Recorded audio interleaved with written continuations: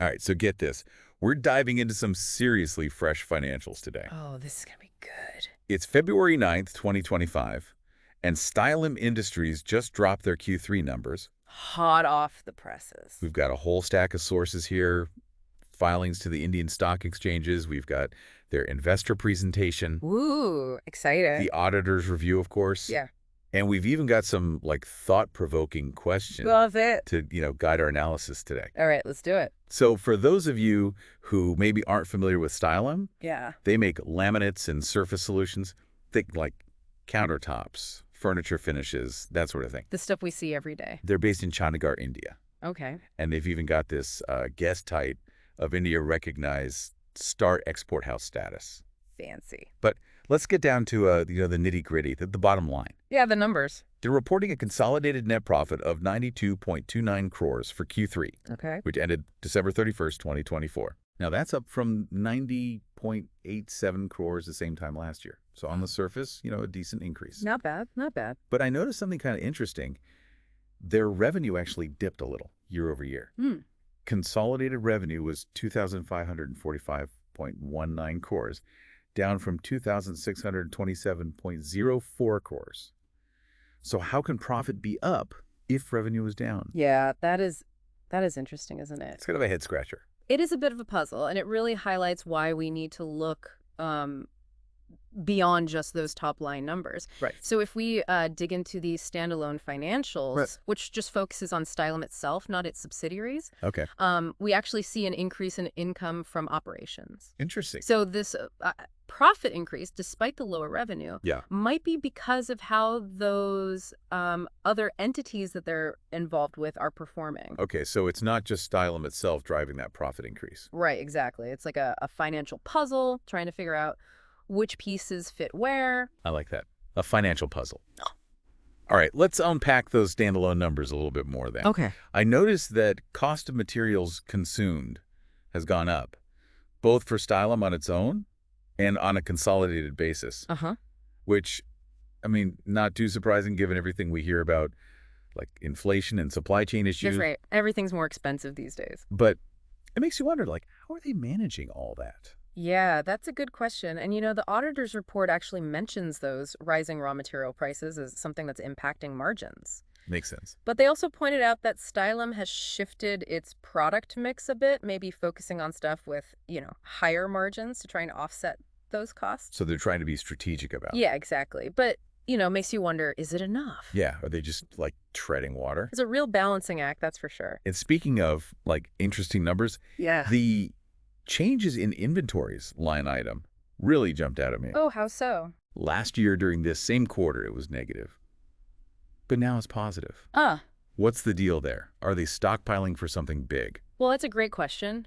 And it really highlights how we need to consider all those little nuances in these financial statements. Yeah. So a positive change in inventories, it could mean they're building up stock, and Right. maybe they're getting ready for a big product launch, or Okay, so they're anticipating more demand. could be, or, maybe they're having trouble getting certain materials because of those supply chain issues we talked about. Right, so they're holding on to what they have. Exactly. But to really get it, we'd need to look at their inventory turnover ratios and compare them to, like, previous periods. Think of it as a bigger trend. Exactly. All right, so we're seeing some potential cost pressures, maybe some strategic moves with the inventory.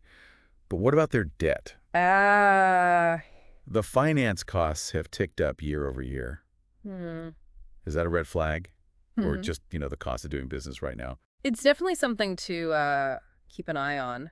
Higher finance costs could mean they're taking on more debt Okay. or facing higher interest rates on the loans they already have. But remember, they are building that new plant in Panchula. Right.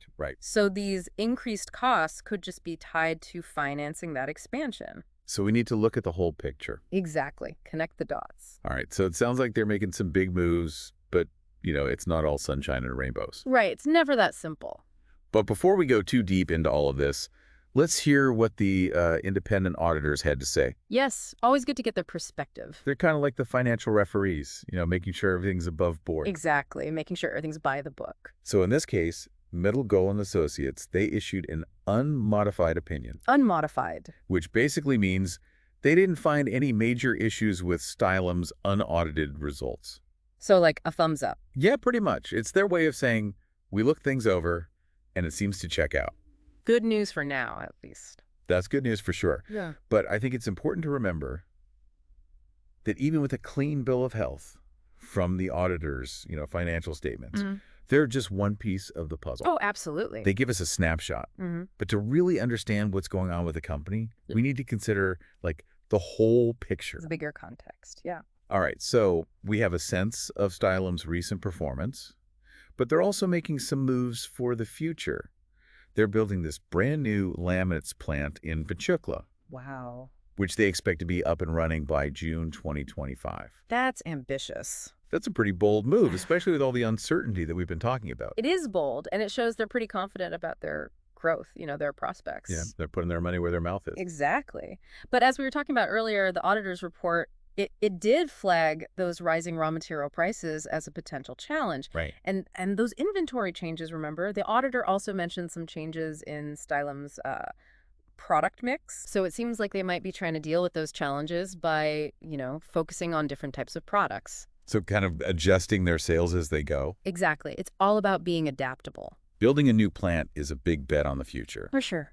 But it also, exposes them to all these external things they can't control. Right. It's like sailing into uncharted waters. You never know what you're going to find out there.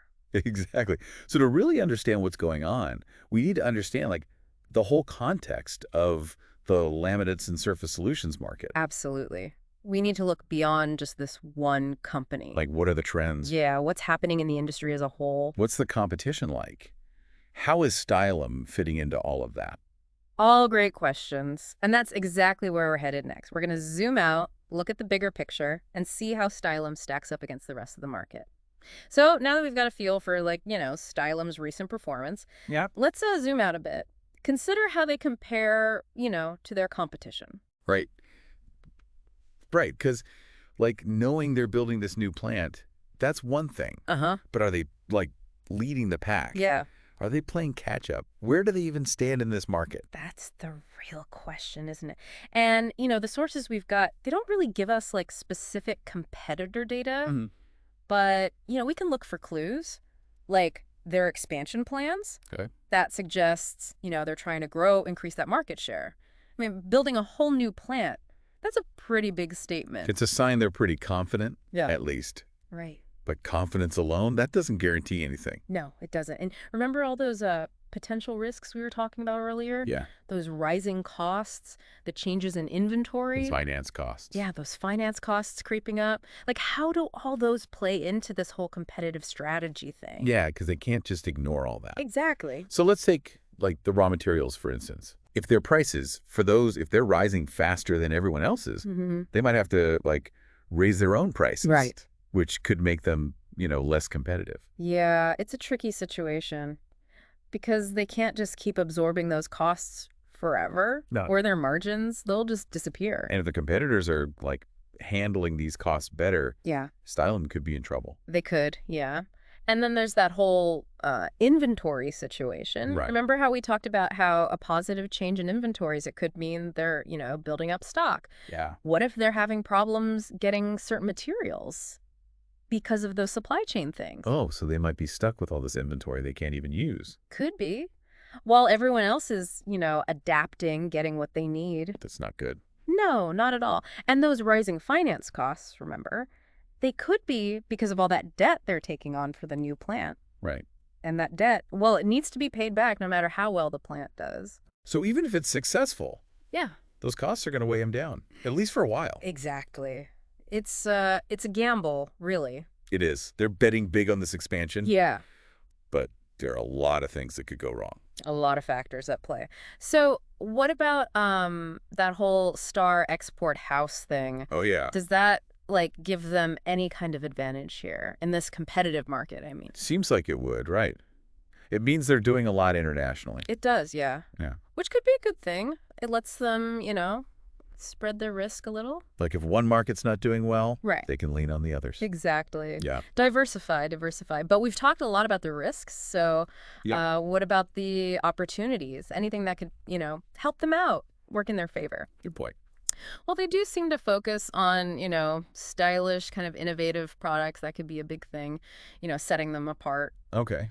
It'll- Remember how the auditor mentioned those changes to their product mix? Yeah. Maybe they're making more of those, higher end things, the kind that have better margins. Makes sense. And that expansion, even with all the risks, Right. it could help them meet that growing demand down the line. So it's not all bad news. No, definitely not. They've got some strengths to work with, but they got to be smart about those challenges too. Yeah. Got to walk that tightrope. Exactly. But remember, this is just like scratching the surface. Right. To really get it, we need to understand this whole laminates and surface solutions market, Okay, so let's broaden our perspective a little. I mean, we know Stylam makes laminates, but what's happening out there in that world? Yeah. Beyond just their financials, I mean. Yeah. Are they riding a wave? Or is, the tide going out? Well, one thing we can't ignore, it's this whole sustainability thing. Oh, right. Yeah. Everyone's talking about that these days. Yeah, it's huge. Consumers are, more aware now. They want products that are eco-friendly, and that's going to have a big impact on like the whole laminates industry. Which hasn't always been the most environmentally friendly. Right? Not exactly, no. Well, So Stylam, they're going to have to think about this. Sustainable materials, sustainable manufacturing. because if they don't, Yeah, they could lose customers to the competition. absolutely. Another thing, it's this whole online shopping thing. E-commerce. Yeah, exactly. More and more people are buying stuff online. So Stylam, they're going to need to make sure they've got like a good website. Right, a good online presence. Yeah, they can't just rely on those traditional stores anymore. It's like having a whole other storefront, but on the internet. Exactly. But what about the actual products themselves? The laminates, I mean. Yeah, good type. Like what's driving, all the new stuff that's coming out? Innovation and all that. Right. Well, one thing we're seeing, it's this shift towards, more sophisticated designs, textures. People want stuff that looks and feels, luxurious. So it's not just about how well it works anymore. It's about how it looks, how it feels. Exactly. And if Stylam can, keep up with all that, understand those changing tastes. They could do really well. They could, yeah. But it's not all easy, The laminates market, it's got its own challenges, like raw material prices. They can change like that. Yeah, volatile, right? Exactly. We've already seen how that can, mess with Stylam's profits and those supply chain problems globally. Right. They aren't helping either. No, it's a tough time to be in manufacturing, especially when you rely on all those raw materials. For sure. And then there's competition from other materials like engineered stone. Oh, right. It's getting really popular for countertops. So if Stylam doesn't keep up, Yeah, they could lose out to these like new players. exactly. So they need to be thinking about, how to stay ahead, Yeah. innovate, adapt, just to stay relevant, It's a fast-moving world. It is. And all the trends, the competition, all the challenges. Yeah. It helps us understand, Stylam's performance, their future even. But I think we've covered a lot. Maybe it's time to like bring it all together. I think so. We've looked at their financials, who they're up against, and like what's happening in the whole industry. Yeah. So let's break it all down. What have we learned from this deep dive? Okay, so we've like really gotten into the weeds with Stylam Industries. We have. Their financials, the competition they face, and, all those trends shaping their market. Yeah. As we try to like put it all together, what really stands out to you? Well, I think, the big takeaway here is that financial statements, they're just the beginning. Yeah. It's not the whole story. Right. We saw how their profits up. But, underneath all that, there are these signs. Right, that- those red flags we talked about. Yeah, exactly. Signs of potential trouble. Rising costs, Yeah. those inventory shifts, Yeah. and, that debt's going up. It's a reminder that even when the numbers look good, there might be Something lurking underneath. Yeah, exactly. Like a financial iceberg or something. You only see the tip, right? Right. But there's this whole big thing underneath the surface. And you need to understand the whole context. You do the industry, who they're competing with, all the stuff we've been talking about. Yeah. That's how you get the real picture. And, Stylam betting on this new plant. Yeah, That's a perfect example. it is. It's a bold move, but risky, For sure, for sure. Can they really manage those rising costs? Yeah, that's a big one. Will will their inventory strategy actually work out for them? Good question. And how will all that debt affect their profits down the road? Exactly. And all of that's happening while the whole industry is changing all around them. Consumers want sustainable stuff. Yeah. They're shopping online more. They're looking for, fancier products. So Stylam needs to adapt. Oh, they definitely do. If they want to, not just survive, but really thrive. So I guess after all this analysis, after this deep dive, what's the big question we're left with? What's like the one thing we should all be thinking about? Well, for me, it all boils down to this. Stylam. They clearly want to grow, Yeah. but the world's changing so fast. All the time, yeah. So what will it take for them to actually succeed? Right. Can they handle all the, the internal pressures, all the stuff we've been talking about, while also adapting to everything that's happening out there? To those external forces. Exactly. Yeah. I mean, that's the million-dollar question, isn't it? And it's not just a question for Stylam. No, it's not. It's for any company trying to figure things out in like today's crazy business world. Absolutely. Even with all the analysis in the world, Right. we can't predict the future. Not for sure, anyway. Nope.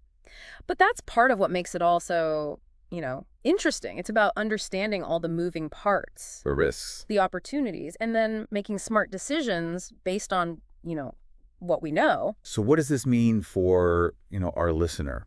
Whether they're an investor, someone running their own business, Yeah. or just someone who, wants to understand how things work. Stylam's story, it's full of valuable lessons, I think. It reminds us to, look beyond just those headlines. Right. Dig a little deeper Ah. and consider like the whole picture. It shows how important it is to adapt, to come up with new ideas, and to, think strategically in a world that never sits still.